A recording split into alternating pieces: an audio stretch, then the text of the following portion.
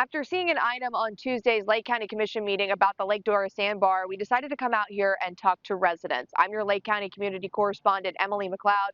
We spoke to people who live near the Lake Dora Sandbar, and they say they can't even enjoy their own backyards when music is too loud, especially if it's profane coming from some of the boats that are at the sandbar. We also spoke to one woman off camera, and she tells us she can hear the music, and she lives a mile away from the sandbar. Now, county commissioners are expected to discuss a proposed ordinance at Tuesday's meeting that would place some restrictions on boaters at the sandbar.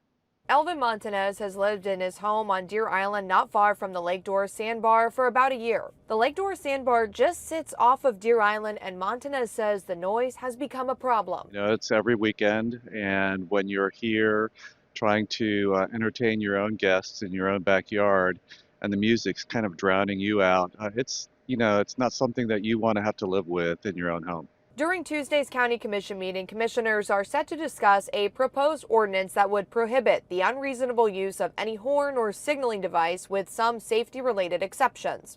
It would also prohibit using any machine or device, including radios, televisions, musical instruments, and amplifiers, from producing, reproducing, or emitting sound which disturbs the peace, quiet, and comfort of residents and visitors. I 100% support it, as I would support, decent neighbors. You wouldn't want your neighbors having parties every weekend. Christopher Sampson says this is what the sandbar looks like on an average weekend during the summer. Sampson owns the Frozen Tri-Toon and sells food and beverages on the sandbar. He understands people's concerns, but wonders how the proposed ordinance would be enforced. There's a lot of people that have a lot of different opinions on this, and whether or not that they can do this or play that music, and people like this kind of music or like that kind of music.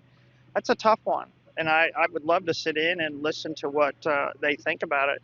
I think there are times when the music can get too loud or it can be too obnoxious. And I think if they can regulate that, that'd be great. Now, it's important to remember this is a proposed ordinance, so should commissioners decide to move forward at Tuesday's meeting, there will be a public hearing on December 16th. Now, to read more about this story, including what could happen if you violate the rules should this become a new ordinance, you can head on over to clickorlando.com. For now, reporting in Tavares, I'm your Lake County Community Correspondent, Emily McLeod, News 6.